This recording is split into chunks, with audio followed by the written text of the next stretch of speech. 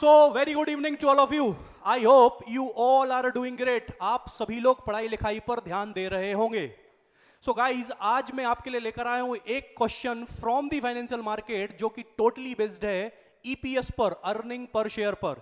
ये क्वेश्चन आपके sample paper में गिवन है और मुझे लगता है कि ये क्वेश्चन अपकमिंग एग्जाम में बेटा आएगा ही आएगा. सो ये क्वेश्चन आपको बेटा करके जाना है. सो वो क्वेश्चन मैं आपके लिए लेकर आया हूं. बहुत ही बेहतरीन क्वेश्चन है. इस क्वेश्चन को हम आज सॉल्व करके देखेंगे कि इसको करना कैसे है.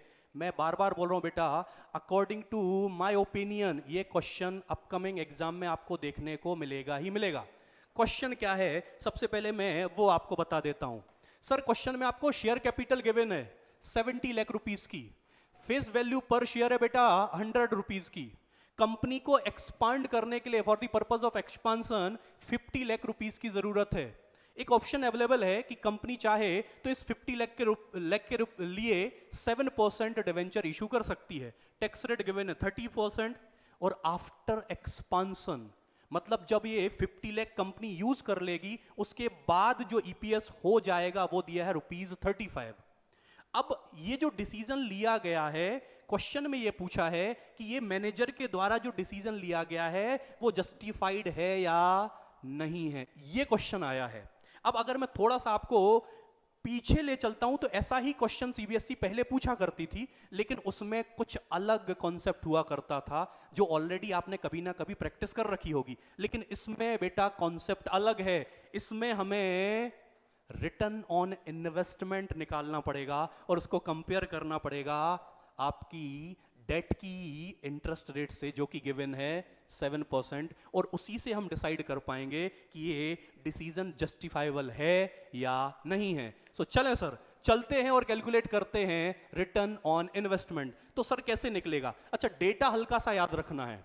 डेटा क्या गिवन है कि सर 70 लाख रुपीस की शेयर कैपिटल है और एक शेयर है 100 रुपए का. तो अगर नंबर ऑफ शेयर्स निकालने हो तो आप जानते हैं कि सर नंबर ऑफ शेयर्स निकालने के लिए मैं 70 लाख रुपीस को डिवाइड कर दूंगा 100 रुपीस से, तो नंबर ऑफ शेयर्स यहां से निकलकर आ जाएंगे 70,000. चलेगा सर? 70,000 हमने निकाल लिए नंबर ऑफ शेयर्स और हमें आफ्टर एक्सपांसन ईपीएस गिवन है ₹35.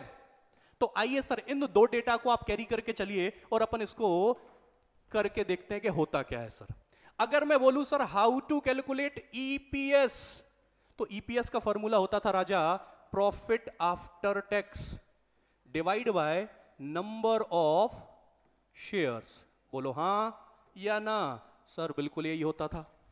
अब सर समझे, ईपीएस हमको गिवन है 35.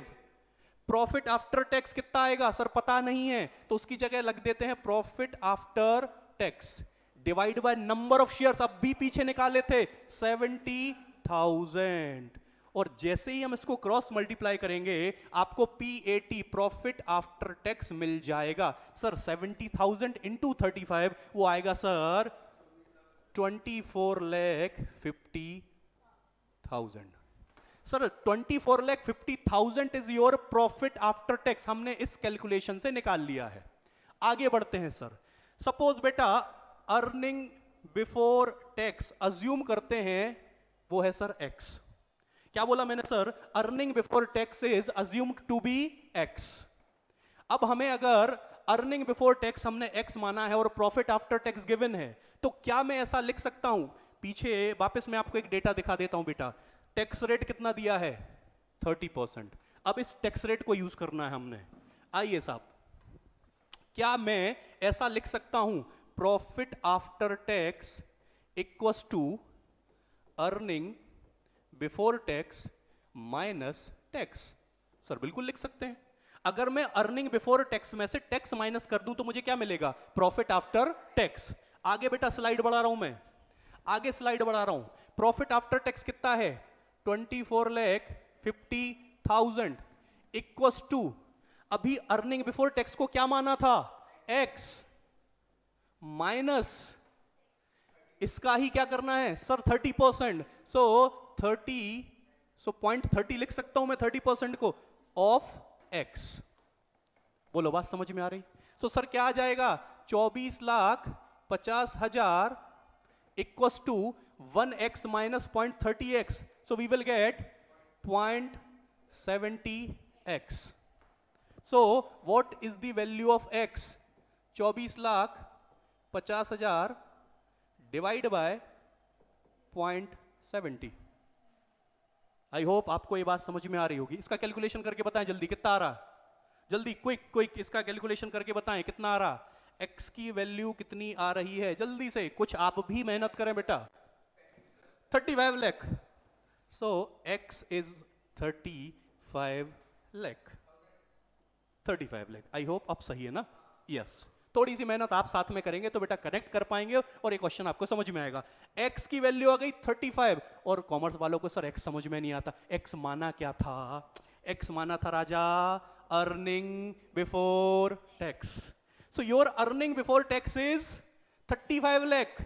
अब हमें अगर अर्निंग बिफोर टैक्स से अर्निंग बिफोर इंटरेस्ट टैक्स जाना है, मतलब निकालना है मुझे EBIT.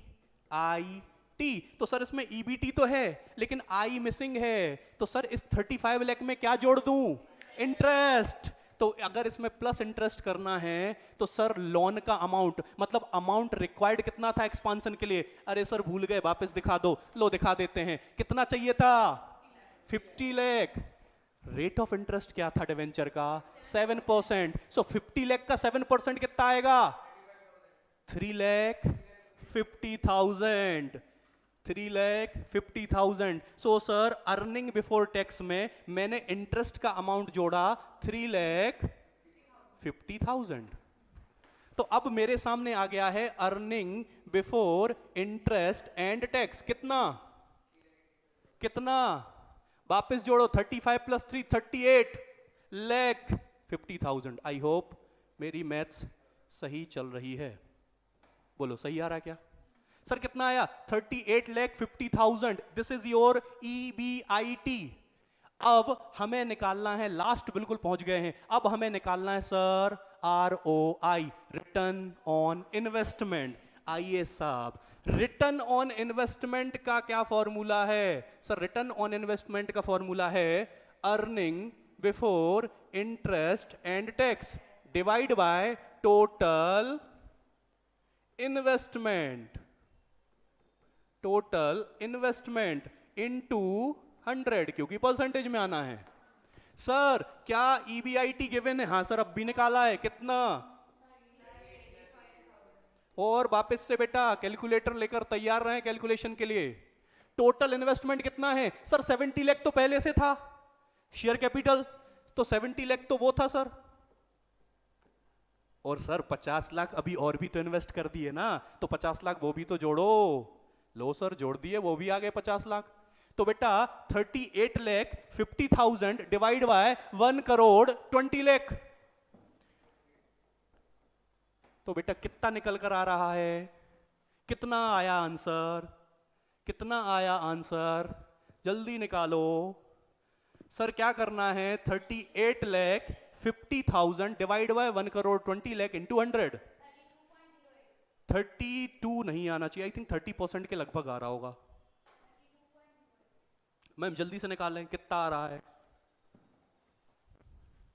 थोड़ा सा जल्दी करें बेटा, सभी करोगे तो ही काम चलेगा. अदरवाइज आप सोचो कि सारी चीजें रेडी मिल जाएं तो बेटा काम चलेगा नहीं. थोड़ा सा मेहनत करनी पड़ेगी. हाँ कॉमर्स वालों को थोड़ा नंबर्स में वैसे ही दिक्कत आती है कि sir how to write 1,20 lakh. हुआ हुआ हुआ कि नहीं हुआ? चले एक बार चेक कर लीजिएगा. आंसर बता रहा 32.08%. हाँ आ सकता है, यही आना चाहिए. एक बार क्रॉस चेक कर लीजिएगा. देखिए नंबर से एज सच हमने आंसर से बहुत ज्यादा फर्क नहीं पड़ेगा. What is more important is process. Process ध्यान रखें. Sir ROI return on investment आ गया है 32.08%. सर इसको कंपेयर करते हैं किससे? रेट ऑफ इंटरेस्ट से. कितना था? 7%. आप देखें your ROI which is 32% is greater than rate of interest. वो कितना था? 7% डिवेंचर. अरे बताया था ना सबसे पहली स्लाइड पर आपने देखा था. सर क्योंकि अगर आप ये वाला ऑप्शन चूज करते हो ना, कौन सा वाला? 7% इंटरेस्ट वाला, मतलब डिवेंचर से अगर पैसा लाते हो तो आपका ROI क्या हो रहा है? तो मैनेजर का डिसीजन क्या है सर? जस्टिफाइबल है, कोई दिक्कत नहीं है. अच्छा, एक और आप बोल सकते हो कि सर क्योंकि आरओआई ज्यादा है, बढ़िया आ रहा है 32% के लगभग, तो सर आप ट्रेडिंग ऑन इक्विटी भी कर सकते हो, कोई टेंशन वाली बात नहीं है। तो सर इस क्वेश्चन को इस तरीके से करना है। एक बार मैं वापस से आपको पूरी स्लाइड दिखा रहा हूं। ये है बेटा ओवरऑल क्वेश्चन, और हमने ये बताना था कि ये जो डिसीजन लिया गया है क्या ये जस्टिफाइबल है। तो हमने क्या बोला कि अगर हमने ये निकालना है कि जस्टिफाइबल है या नहीं, तो मुझे उसके लिए कैलकुलेट करना पड़ेगा ROI, return on investment. Return on investment के लिए सबसे पहले अपन ने क्या निकाला, profit after tax. Profit after tax के बाद हम पहुंच गए बेटा अर्निंग बिफोर टैक्स पर। अर्निंग बिफोर टैक्स कितना आया सर अपना, वो आया 35 लाख रुपीस। और जब अर्निंग बिफोर टैक्स आ गया तो बाय एडिंग द इंटरेस्ट हमें मिल गया earning before interest and tax, जिसको आप शॉर्ट में बोलते हो ईबीआईटी। जैसे ही मुझको ईबीआईटी मिला, बाय यूजिंग द फॉर्मूला मैंने निकाल दिया रिटर्न ऑन इन्वेस्टमेंट। अब रिटर्न ऑन इन्वेस्टमेंट को मैंने कंपेयर कर दिया किससे, रेट ऑफ इंटरेस्ट से। क्योंकि आपका आरओआई ज्यादा है तो आप रिकमेंडेशन कर सकते हो कि company go with trading on equity, आप ये बिल्कुल रिकमेंडेशन कर सकते हैं। और यही आपको फाइनली क्वेश्चन का आंसर करके बताना था। आपको लास्ट में यहां नोट डालना है कि मैनेजर का जो डिसीजन है वो जस्टिफाइबल है।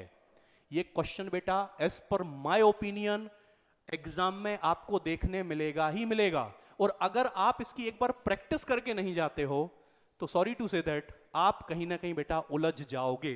तो ये 4 नंबर का क्वेश्चन सैंपल पेपर में गिवन है।